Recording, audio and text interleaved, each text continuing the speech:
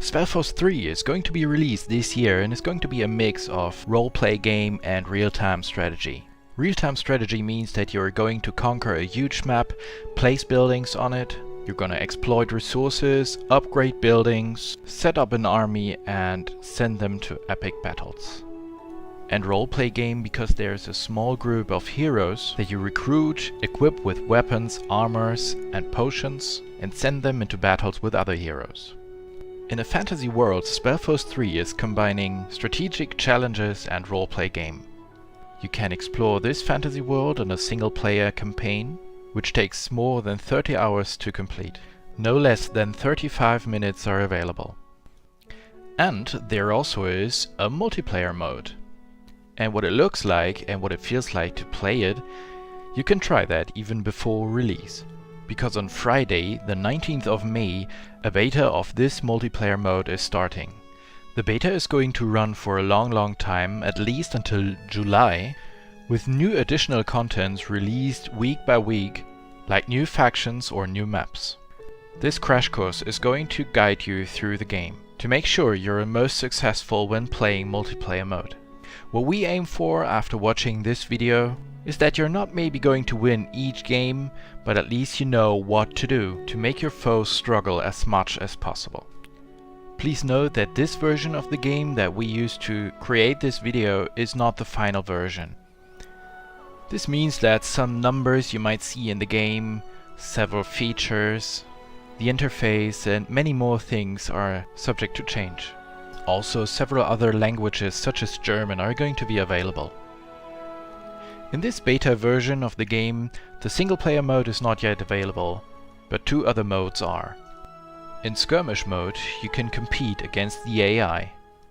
You can set their difficulty, whether they're going to be an easy challenge, a tough one, and for advanced players, a really tough one.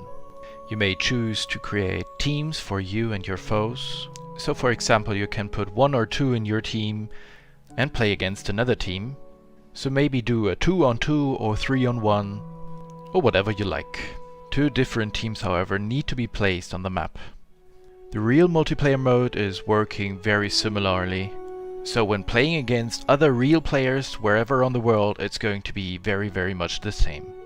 You'll be able to set up whether you would like to play against your Steam friends or against anybody else on the lobby who might then join your game, for example.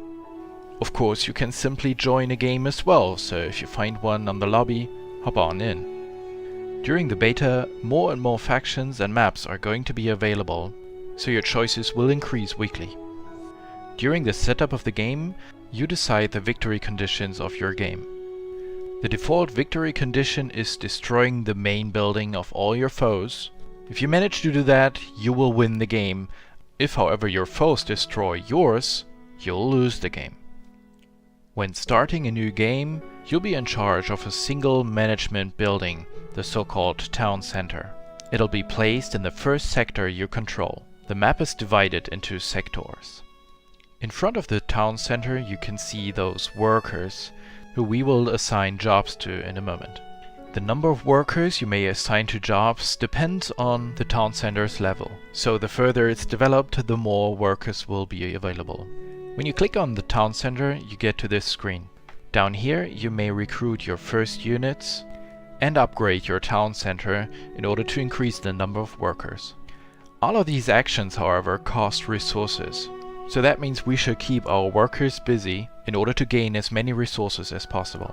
Click this button in order to open up the construction menu. Instead, you may also hit the K key on your keyboard.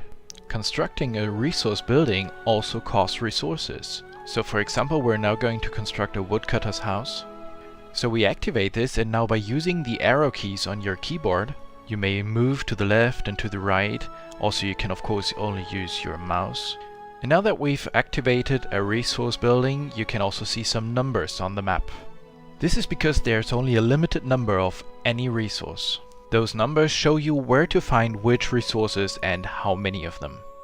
So we are now placing the woodcutter's house close to the woods, so the people don't have to walk too far.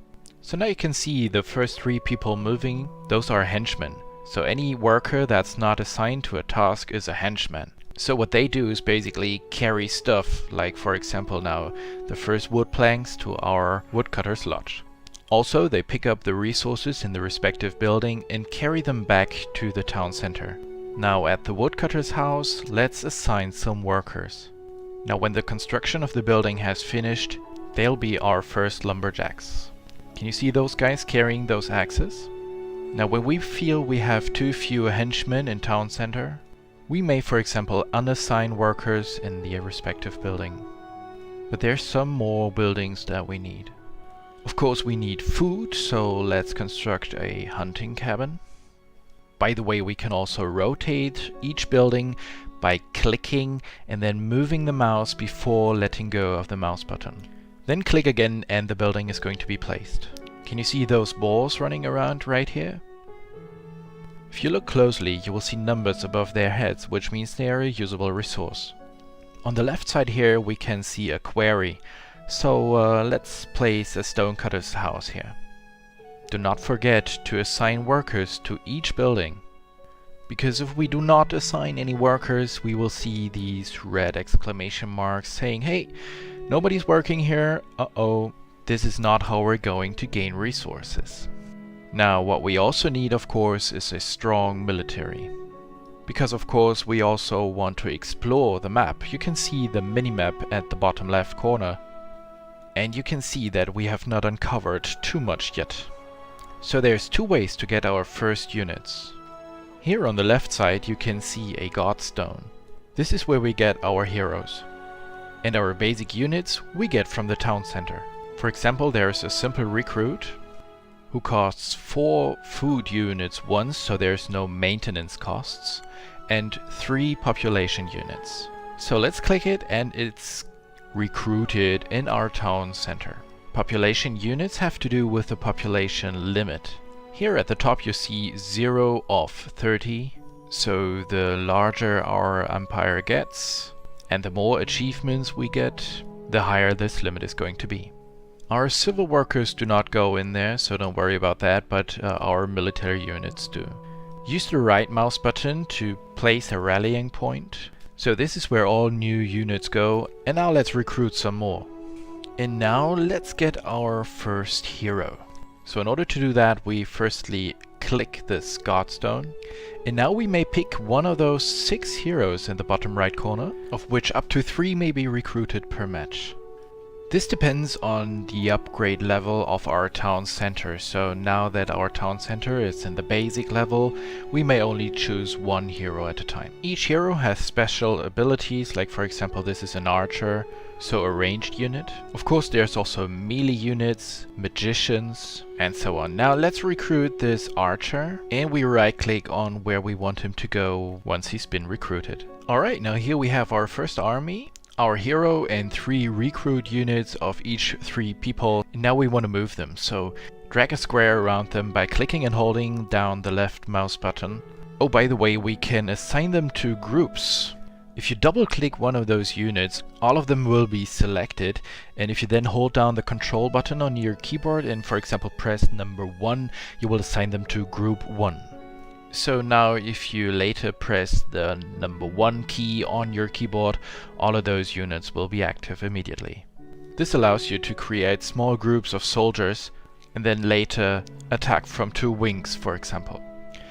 For now, let's take all of them and have them run along this path. This way we may uncover the neighboring sectors. You can see those posts here, they mark a new sector. Now let's run over and conquer this sector. Each sector always is defended by anybody, so let's take a look at who is watching here. There they are, so these enemies are automatically attacked by our military units. However, by right-clicking on one certain enemy, our units will focus on them. Alright, now this was an easy one, so now let's click our hero and get over to this flag right here. So once he gets close enough and we left click on the flag, he will start constructing a new management building. And once our hero has finished this sector belongs to us. And then this building will give us more workers that can kind of do the same things as at home in our start sector. It's all a little bit smaller over here. The building is smaller than in our home sector. And now there are 3 new workers. So you can see the resource icons here. As you can see, they don't have any stocks at all. Now, for example, we want to construct another woodcutter's house. I'm looking for trees. There are some. So now we construct it here, and now our henchmen would normally run over here, but they have nothing to carry because they don't have any planks. But you can see this carriage coming its way and brings them what they need in order to construct the building from our main sector. This happens all by itself, so there's nothing that you need to manage about this. Eventually, you will have a great network of sectors, and this resource management system is done all by itself, so luckily there's nothing that you need to take care of.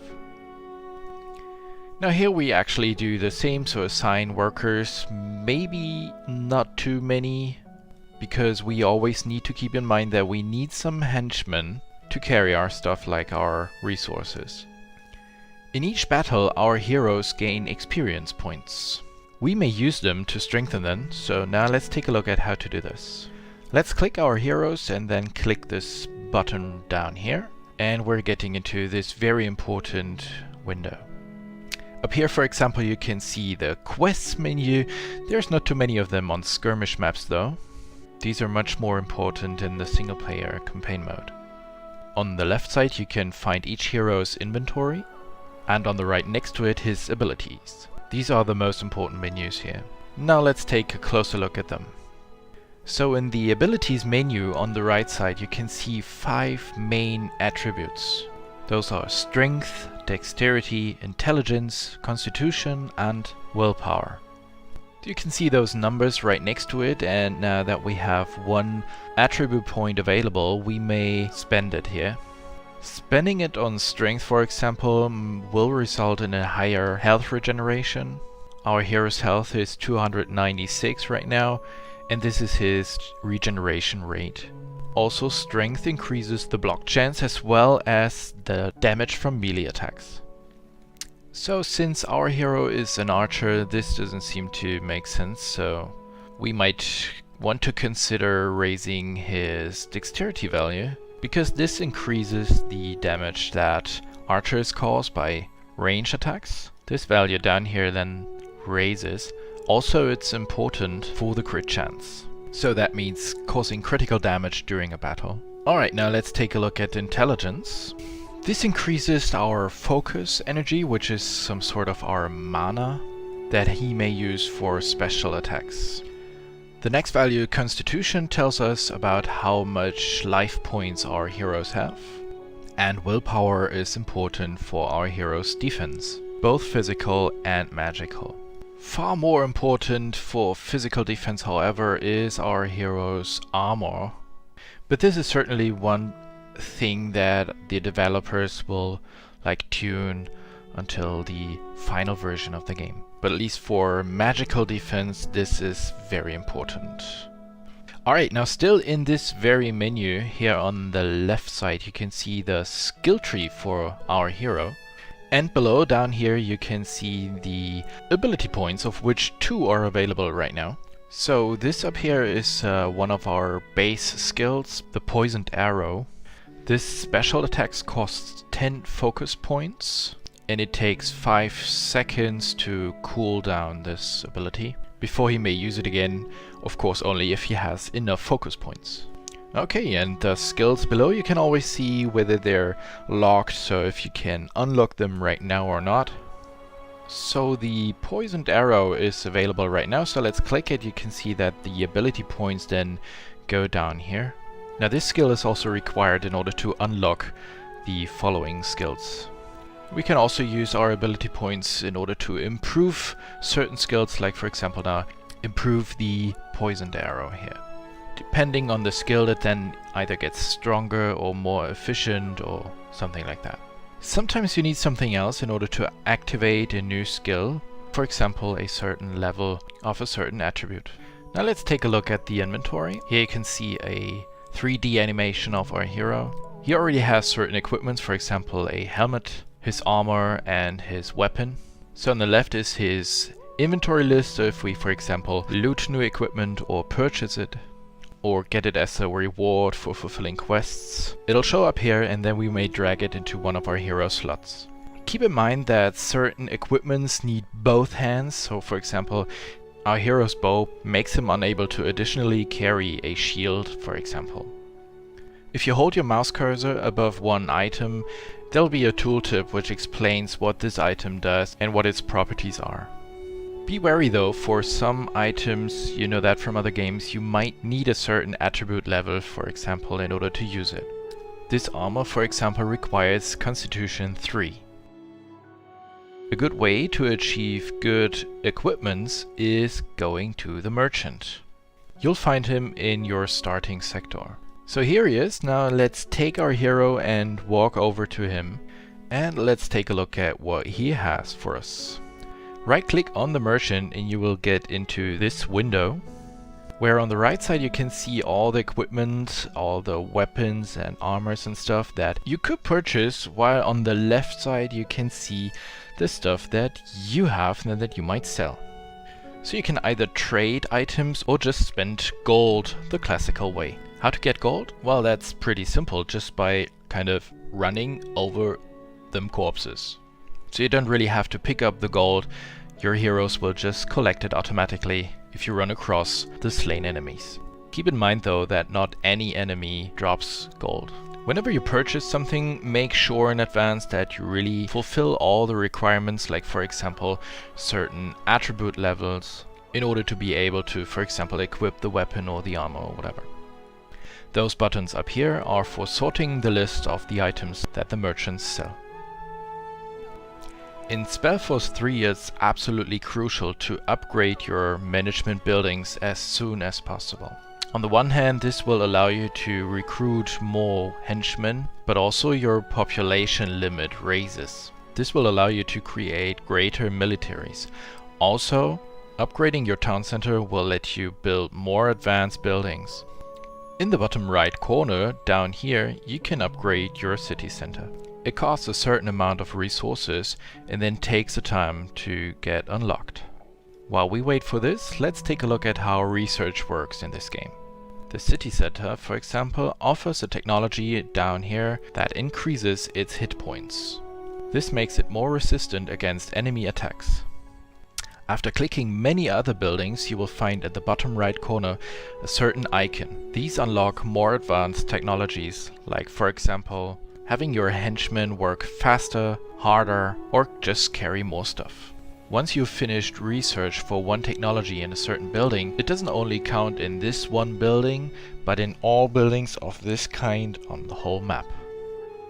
In the meantime, we have upgraded our town center to a city center. It was important to do that because you can see that red symbol up here above our hunting cabin. This means all animals are gone. Oops. Well, while now we can just close down this hunting cabin, we still need some food sources. By clicking the pause button, you may really just pause the production for this certain building. Then you can see those henchmen slots turn blue. The icon next to it lets you repair the building in case it got damaged by enemies, for example. If you do that, a henchman will be assigned to repair the building and some resources will be taken. But in this case, let's just tear it down.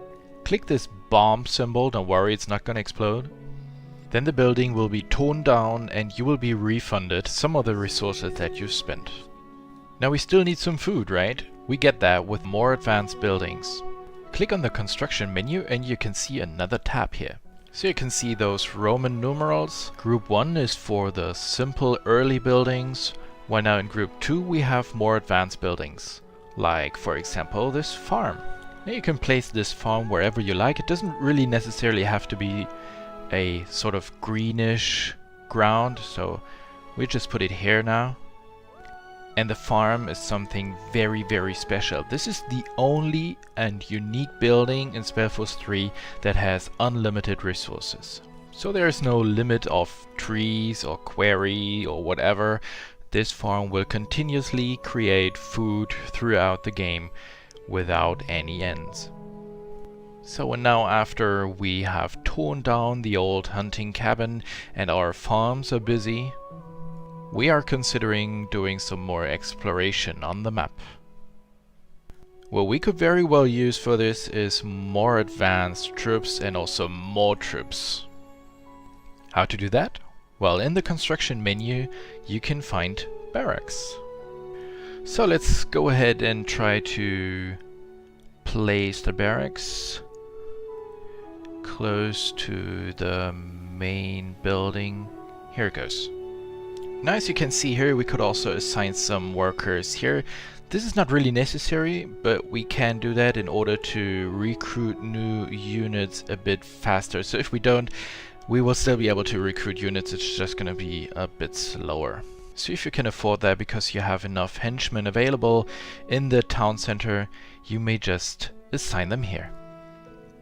So the construction of our barracks has finished. So we may now show you some more advanced units. You know those first two ones already? These are the same guys that you may recruit in the town center, the simple recruits. Pillagers are for tearing down enemy buildings, but are very weak in direct battle. And then you can see a lot of other different units that can only be constructed in the barracks. And they work the rock, paper, scissors way. That means any of them has certain strengths and also weaknesses against other certain units. For example, the very simple soldier is very effective against spearmen, but weak against cavalry.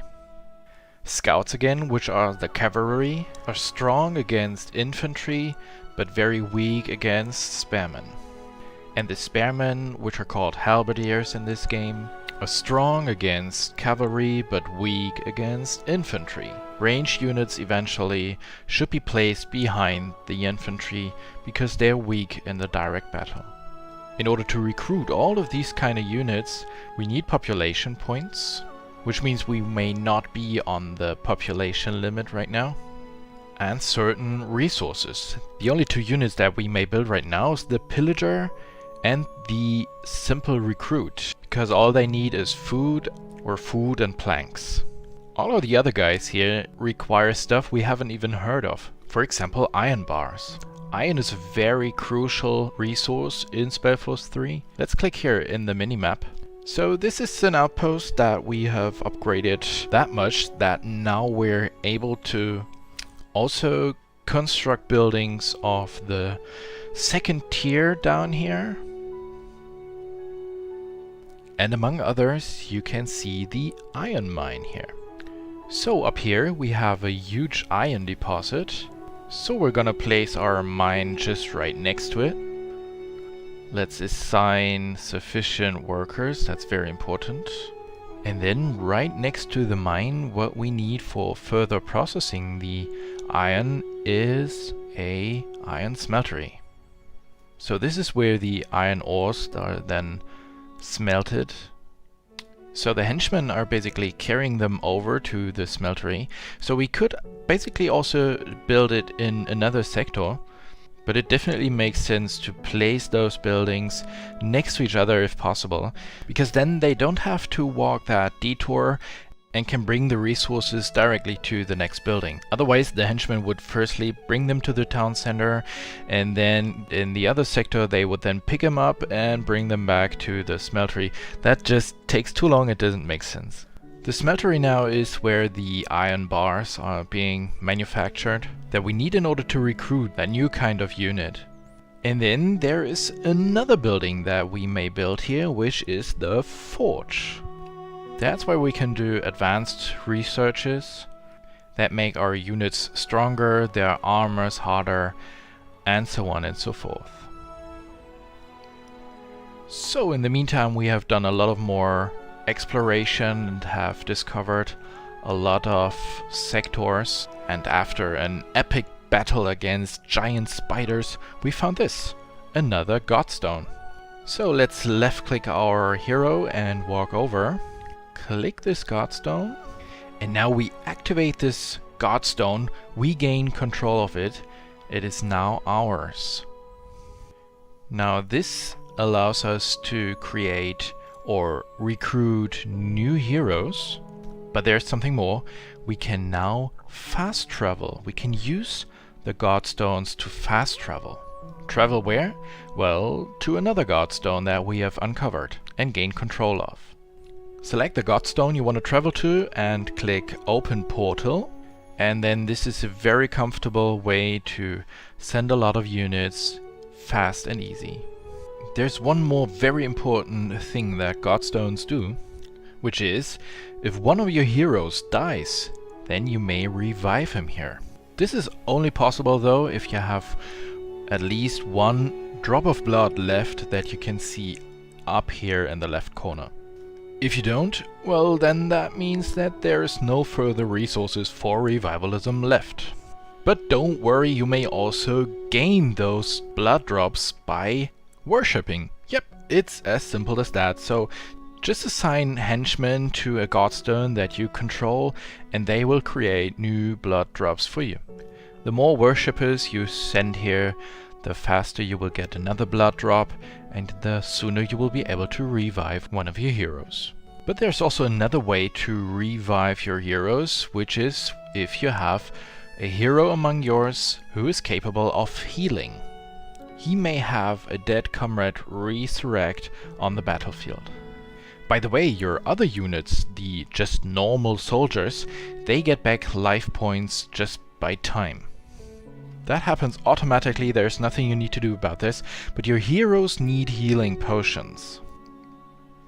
The further we get away from our home sector, the more probable it gets to encounter really strong enemies. Here, like this bear for example. Now we can have our hero use a special ability called haste, so everything he does after that is happening much faster. Followed by a poisoned arrow. Woo, that's gonna get him a lot of experience points. At some point you will have, of course, more than one hero. You'll find all of them at the top left corner. This is also where you can click their special abilities. Keep in mind that you need enough focus points for that, maybe. That's a blue bar below his avatar. And here's also where you can use potions for health or for focus points, for example. So in the meantime we have upgraded our city center to a citadel. Now this also lets us build tier 3 buildings, not only in our start sector by the way, but also in any other that we control. Like for example in this sector. And now here we can build a building for this very special resource, which is called Arya. And as you can see, we're not the only ones yet who have found it.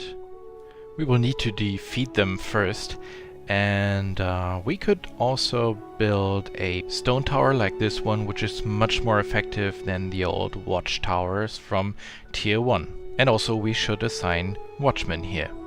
It's absolutely crucial to always have enough henchmen, so always keep in mind that you need to upgrade your city centers whenever possible. Now let's get back to this resource. It's called Arya and we want it. Well, what is Arya? Well, it's a magical liquid that can be found beneath the surface of this secret planet. And in rare occasions it can be found in these Arya lakes, so that's where we need this building. Arya can then be further processed for a lot of beautiful things. Well, if the enemy lets you. It can be used, for example, to strengthen our magical abilities. In tier 3, by the way, you can also find a new building, which is an academy. This is a place where you can build really advanced, elite, absolutely strong units. They should be absolutely useful when going to the final expedition to our enemy's lands. So we hope this was helpful for you. Have fun with Spellforce 3. Thanks for watching. Take care. Bye bye.